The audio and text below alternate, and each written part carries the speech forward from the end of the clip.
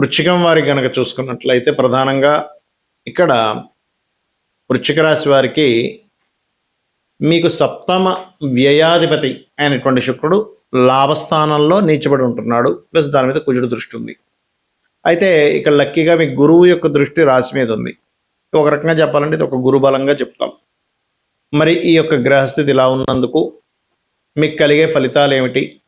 మీ యొక్క జన్మజాతకంలో గనక శుక్రగ్రహం నీచ స్థానంలో ఉంది, లేకపోతే మిగతా గ్రహాలు ఏదైనా ఒక గ్రహ స్థానంలో ఉంది, అది నీచభంగ రాజయోగం ఎలా మారి మీకు యోగం ఎలా కలుగుతుంది, ఏ దేవత ఆరాధన చేయాలి, ఇటువంటి విషయాల పట్ల మీరు జాగ్రత్త వహించాలి అనేటువంటి అంశాలు చెప్తుంది నేనైనప్పటికీ చెప్పిస్తుంది సాక్షాత్ లలిత అమ్మవారిగా భావిస్తూ ఆ లలితాంబిక అమ్మవారి యొక్క అనుగ్రహం మీకు పరిపూర్ణంగా కలగాలని మనస్ఫూర్తిగా కోరుకుంటూ, ఇక్కడ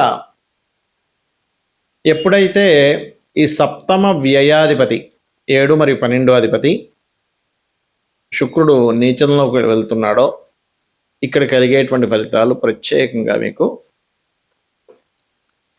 వివాహము, ఇన్వెస్ట్మెంట్స్, వ్యాపార సంబంధించినటువంటి అంశాల్లో కొంత జాగ్రత్తగా ఉండాలి. అయితే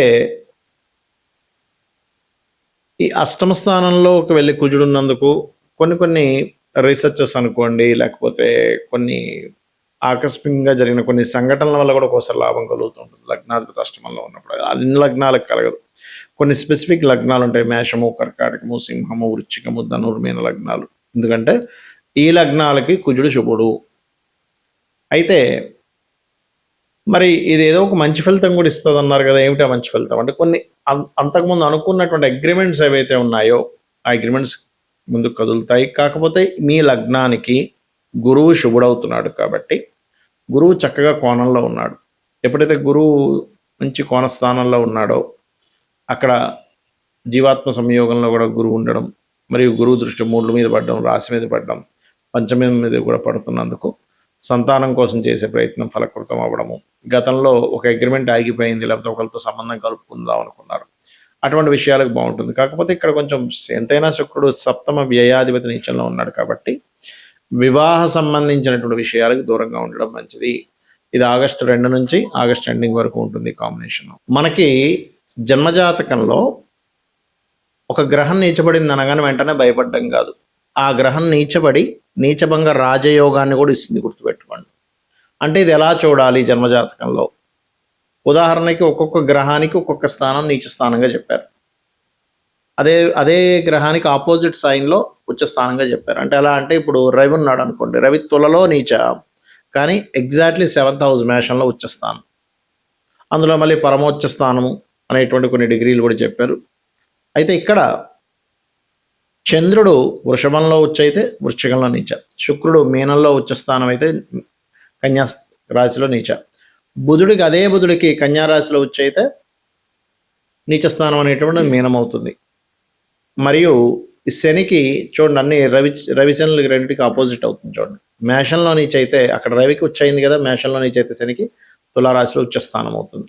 అదే రకంగా గురువుకి కర్కాటకంలో ఉచ్చ స్థానం అయితే మకరంలో నీచ. అంటే ఏమీ లేదు, ఇక్కడ ఆ ఉచ్చ నీచ స్థానాలకి కారకత్వాలకి మీరు కనుక కరెక్ట్గా అర్థం చేసుకుంటే గురువు అంటే టీచర్, విద్యాస్థానంలో ఉచ్చ పొందుతాడు. అంటే టీచర్ ఎప్పుడు కూడా స్టూడెంట్స్కి నేర్పే విషయంలోనే, విద్యా సంబంధించిన విషయంలో ఎంత విద్య నేర్చుకుంటుంటే అంత గొప్ప గురువు అవుతాడని అర్థం.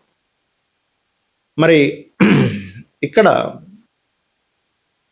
ఈ గురువు అదే గురువు కనుక మకర స్థానంలోకి వెళ్ళినప్పుడు అదొక వృత్తిగా తీసుకొని అనుకుంటుంటే మాత్రం అక్కడ అంటే ఆయన ఏదో ఒక ప్రొఫెషన్గా తీసుకుంటున్నాను, నాకు గురుత్వ సంబంధించిన లక్షణాలు కాదు, అవన్నీ కాదు అని అనుకుంటుంటే అతని యొక్క ఇది తగ్గుతూ ఉంటుంది. ఆ రకంగా ఒక్కొక్క గ్రహానికి అంటే రాహుకేతులకి వృషభము అండ్ వృశ్చికం అవుతాయి ఉచ్చ స్థానాలు, అదే రివర్స్ అయితే నీచ స్థానాలు అవుతాయి. కుజుడికి మళ్ళీ అగైన్ కుజుడికి కర్కాటకం నీచ, మకరం ఉచ్చ. అయితే ఇక్కడ ఎప్పుడు కూడా మీ జన్మజాతకంలో మీకు 12 లగ్నాల్లో అంటే మేషం నుంచి మీనం వరకు ఉండే లగ్నాల్లో ఏ లగ్నం అయిందో ముందు చూసుకొని, ఒక గ్రహం నీచబడింది, ఫైన్, నీచబడింది, ఆ యొక్క మహాదశలు అంతర్దశలు వచ్చినప్పుడు కొంత ఇబ్బందికరంగా కొంత స్ట్రెస్ఫుల్గా ఉంటుంది, రైట్. కానీ అదే గ్రహం కనుక నీచభంగ రాజయోగం ఏర్పడింది అనుకోండి, ఎలా ఏర్పడుతుంది నీచభంగ రాజయోగం? ఆ గ్రహాన్ని అంటే నీచబడ్డ గ్రహాన్ని ఇంకొక నీచబడ్డ గ్రహం చూసినా నీచభంగ రాజయోగం, ఆ నీచబడ్డ గ్రహాన్ని ఇంకో ఉచ్చ గ్రహం చూసినా నీచభంగ రాజయోగం, ఆ నీచబడ్డ గ్రహం ఏ రాశిలో అయితే ఉందో ఆ రాశ్యాధిపతితో కలిసి ఉన్న వీక్షిస్తున్న నీచభంగ రాజయోగం. ఆ రాశి అధిపతి వెళ్ళి ఉచ్చస్థానంలో ఉన్న ఏ రాశిలో అయితే నీచబడిందో ఆ రాశి అధిపతి వెళ్ళి ఉచ్చస్థానంలో ఉన్న ఇలాగా కొన్ని సమ్ ఫార్ములా చెప్పారు ఆస్ట్రాలజీలో, జ్యోతిష్ శాస్త్రంలో. అయితే ఇక్కడ ఎప్పుడైతే ఇలా నీచబడ్డ రాజయోగం జరిగిందో అప్పుడు ఏమవుతుందంటే వాళ్ళకి బ్యాడ్ అవ్వాల్సింది కాస్త కంప్లీట్ గుడ్. కొంతమంది చెప్తుంటారు చూసారా, అసలు తన దశ తిరిగిపోయిందండి, టైం మారిపోయిందండి. ఇవన్నీ నీచభంగ రాజయోగాలు ఆర్ విపరీత రాజయోగాలు. అంటే 6, 8, 12 లాట్స్ 6, 8, 12 కాంబినేషన్స్లో ఉంటాయి. దట్ ఈస్ విపరీత రాజయోగ. దానికి బోల్డ్ అంత మళ్ళీ లెక్కలు ఉంటాయి. ఇప్పుడు నీచభంగ రాజయోగం అని చెప్పాము. ఆ నీచభంగ రాజయోగం కనుక పాపకత్తిరిలో ఉంటే పెద్దగా యోగించదు. ఉంటుందంటే పెద్ద ల్యాండ్ ఉందండి, మా నాన్నగారిది 100 ఎకరాలు ఉంది, కానీ అది కబ్జాలో ఉంది. అలా ఉంటాయి పరిస్థితులు. చాలా పెద్ద బిల్డింగ్ ఉందండి, కానీ రెంట్లు రావట్లేదు. లేకపోతే చాలా పెద్ద టాలెంటెడ్ పర్సన్ అండి, కానీ ఉద్యోగం రావట్లేదు. ఇలా ఉంటాయి పాపకత్తెల్లో ఉన్నప్పుడు. కాబట్టి మీరు ఎప్పుడైనా సరే మీ జన్మజాతకంలో ఒక గ్రహం నీచంలో ఉందనగానే వెంటనే కంగారు పడ్డం కాదు. అది నిజంగానే నీచంలో ఉందా, నీచభంగ రాజయోగం ఏర్పడిందా, పాయింట్ నెంబర్ 1. రెండో పాయింట్, ఆ నీచపడ్డ గ్రహం నీచభంగ రాజయోగం ఏర్పడలేదు, అసలు ఆ మహాదశ వచ్చిందా రాలేదా, లేదా చిన్నప్పుడు అయిపోయిందా, లేకపోతే ఎప్పుడో 90 ఏళ్ళకు 100 ఏళ్ళకు ఉందా, అది చెక్ చేసుకోవాలి. మూడో ముఖ్యమైన పాయింట్ ఏంటంటే అది ఏ కండిషన్లో ఉంది. నీచభంగ రాజయోగం ఉన్నా నీచంలో ఉన్నా, ఒక్కోసారి నీచంలో ఉన్న శుభకర్తెల్లో ఉంటే నీచ ఫలితాలు తగ్గిపోతాయి. ఒకవేళ ఉచ్చస్థానంలో ఉన్న పాపకత్తెరలో ఉంటే ఉచ్చ ఫలితాలు తగ్గిపోతాయి.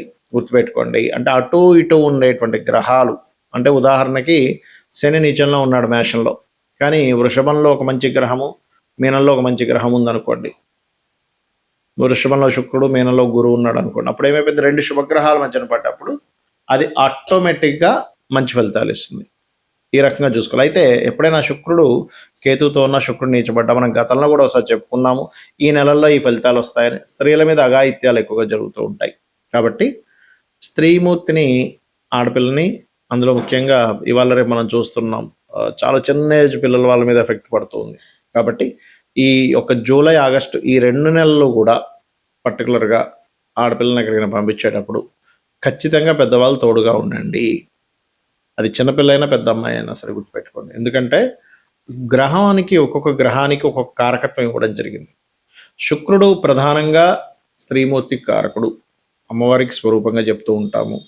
లగ్జరీస్కి కారకుడు, అదేవిధంగా ఈ గృహానికి కారకుడు. కాబట్టి ఈ విషయంలో జాగ్రత్తగా ఉండండి. మరి ఏం చేయాలి, దీనికి పరిహారం ఏం చేయాలి? గోసేవ చేసుకోగలము అనుకుంటే తీపి చపాతీలు గోవుకు పెట్టడం మంచిది. దానం ఇవ్వగలము అని అనుకుంటే కందులు ఒకటి అండ్ మన ఈ యొక్క బొబ్బర్లు. అయితే శుక్రుడు ఎప్పుడైతే నీచ స్థానంలోకి వెళ్ళి కుజుడు యొక్క సంబంధం కలిగిందో రెసిషన్స్ అనేటువంటి వస్తాయి కొన్ని దేశాల్లో.